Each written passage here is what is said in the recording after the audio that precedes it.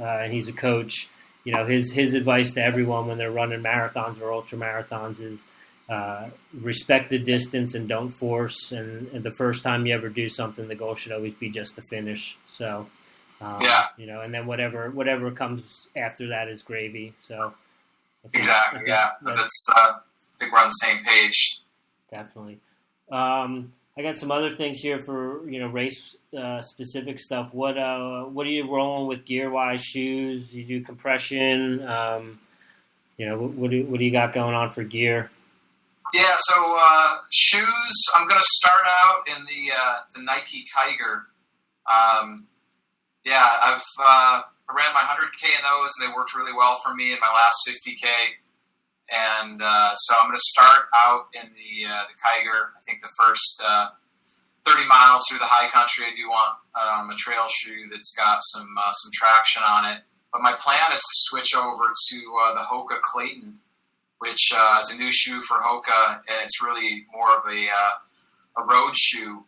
But because of that big, thick midsole, unless you're going to be like on a slippery surface or, maybe really gnarly, rocky terrain, I think it's going to perform just well. I read a really cool review of it, of a guy that had done kind of about 50-50 trail and road and was just loving it. So I ran in both. I went up for the training weekend, Memorial Day weekend, and I did my first day in the Kigers, first and second day in the Kigers, third day in the Clayton, and anyway, that's my plan for the shoes.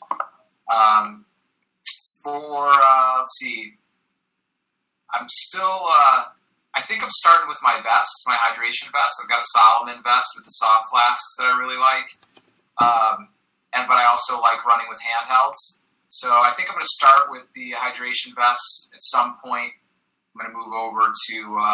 I'm going to go a little bit more minimal and probably go with just one handheld after maybe it gets a little cooler and the aid stations are a little bit more frequent.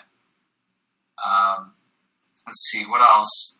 I haven't really been into compression, but after talking to some people that have run the race and watching This Is Your Day with Rob Carr, that's the first time I saw somebody using arm sleeves pretty much as a place to, store ice or put ice, to cool down your body. I'd never thought of it that way, and I wasn't planning to do it until I talked to a buddy of mine that had run the race last year also, and he said he had done that with the arm sleeves and the ice, and it really cooled him down a lot, helped him out. Laney said the same. So I did a training run a couple weekends ago for the first time with a pair of white arm sleeves from 2XU, and I really liked it a lot.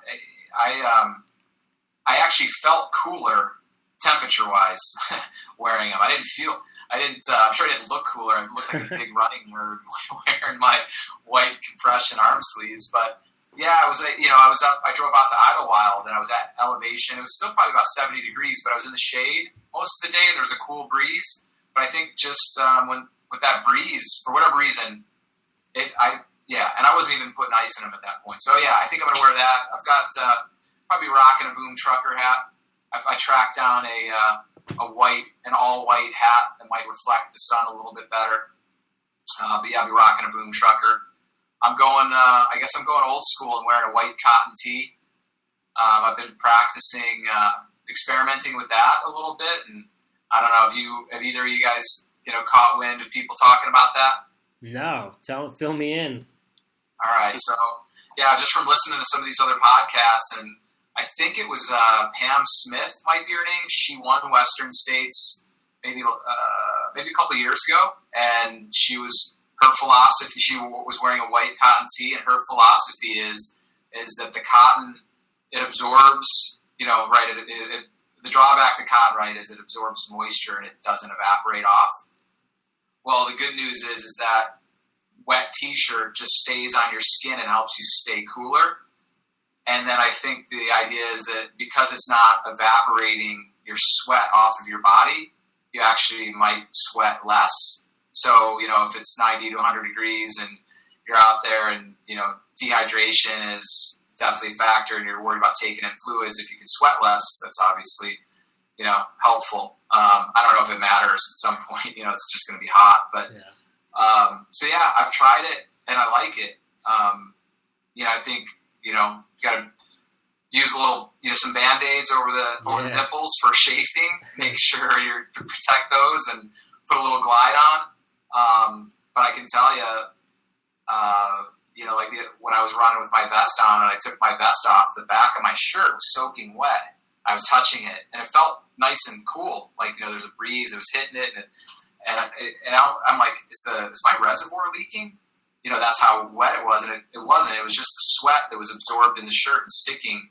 But it was actually, like I said, it was cooling. So interesting. I'm going old school. Crew neck or V-neck? V-neck. Yes. Yeah.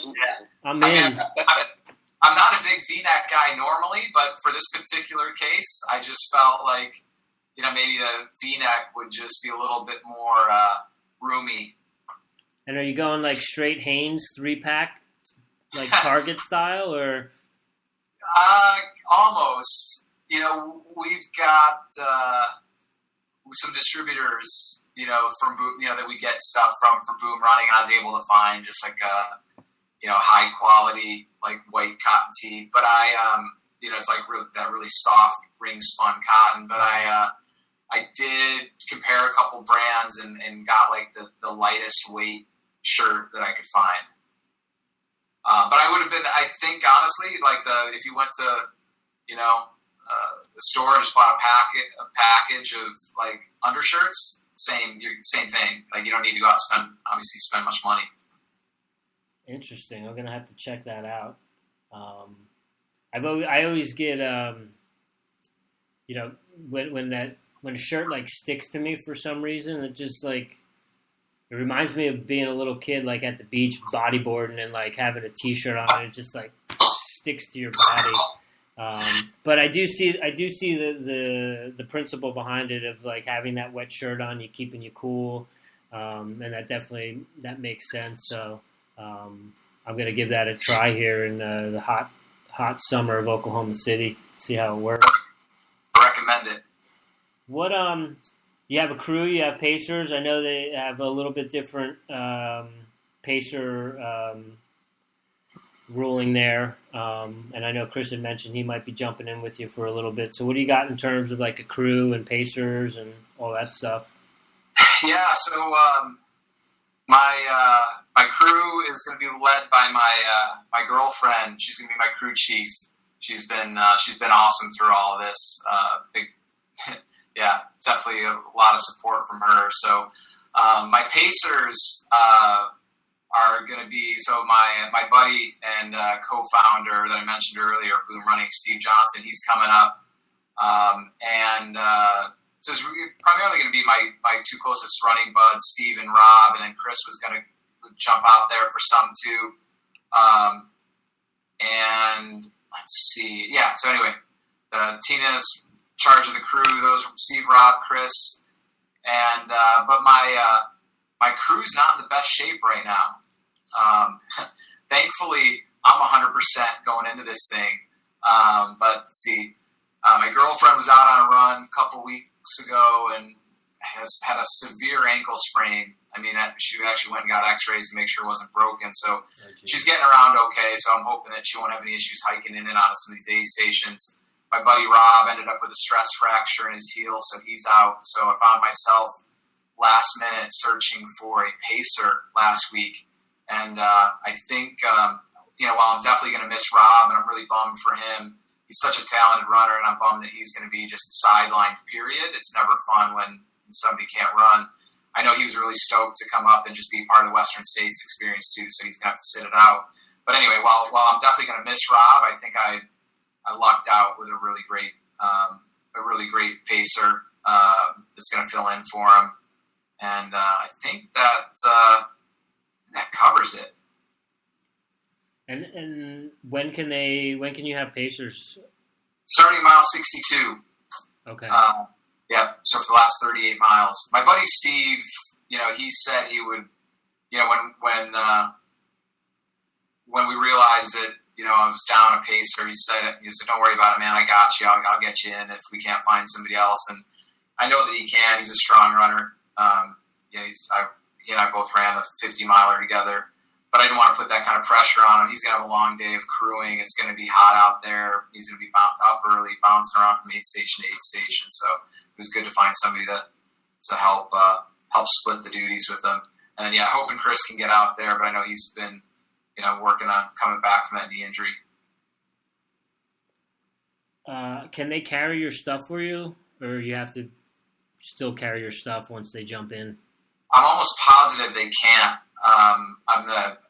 Don't quote me on that. I'm gonna go back and read the rules again, but I'm almost certain that in the rules it says that your pacers are not able to mule for you is the word that they use. Yeah. So they're there for moral support. Obviously, make sure you don't get lost and remind you to keep eating and drinking and really push you along. But as far as I know, you really gotta do it yourself as far as carrying anything. Yeah, and I think that's one of the. I know there's a couple reasons, but one of the reasons why Leadville kind of gets a knock in the ultra world is that your pacers are allowed to mule for you. I didn't know that. Yeah, so I had by the luck, I joke around and say it was an angel that fell from the sky, but I didn't have any pacers or anything set up. And I just happened to be the first guy through Twin Lakes on the inbound. And there was a guy standing there waving his arms. Hey, man, you want someone to run with you? And I was like, yeah, dude, let's go. So Ryan jumped in with me, and he had run Leadville a couple times. He's run Hard Rock. He's done UTMB. So he was a pretty well experienced ultra guy, and he led me home. He ran all 40 miles with me back in. But when we were at the aid station, he's like, "What do you want me to carry?" And I was like, "Fucking everything." And I just took my pack off and handed it to him. And I even I was coming off a Hope Pass. I told myself, I'm like, all right, we're going to change the shoes and get a fresh pair of socks and everything. And I was so excited when he jumped in with me that I totally forgot the space to change my shoes. So we were like 5 miles into it with him, and I was like, oh man. He's like, what's the matter? What's the matter? I'm like, I was so excited that I picked you up, I forgot to change my shoes. But well, yeah, you're not kidding about an angel falling from the sky. That sounds like the perfect analogy. I mean, for somebody that has that kind of background, just to be sitting around waiting to get out there and run with somebody, that's awesome. That's what the ultra community is, just such a cool running community. That's one of the things that I'm really enjoying, and I'm sure you've noticed it as well. Pretty amazing. Oh yeah, that first 50K at Noble Canyon, when I got in and out of those aid stations, I was like, that you come into an aid station, they're taking your bottles from you, they're opening up for you, it's not like a road race where it's just like cattle getting herded through and you're grabbing a cup or maybe a gel. Like they take care of you to the fullest. So that was another reason why I was just hooked. That there's nothing better than running ultras. I'm hearing that the aid stations at Western States are pretty amazing, and that I've heard some people say that it's really cool how every runner just kind of feels like a rock star, for that day coming in and out of there, and the support that you receive. So, every ultra I've run so far, it's been that way, and it sounds like it's, a little amplified even at Western States. So, yeah, I'm looking forward to the experience. Right on. Well, I've got one final question for you, and then, Chris, if you got anything or you want to add anything, let's get to it. My most important question for you is, are you going to wear your belt buckle out in public? Well, first things first, I guess I've got to earn that bad boy, but assuming things go as planned, I think I will wear it at least, a couple times, maybe if I get together with some of my running buds that are going to want to hear, maybe like right afterwards, if they're going to want to hear stories about the race and whatnot, I figure I probably should rock the buckle. But it's probably not something I'll wear very often. I'll, right, special occasions. Yeah, no, but I guess I'll have to go find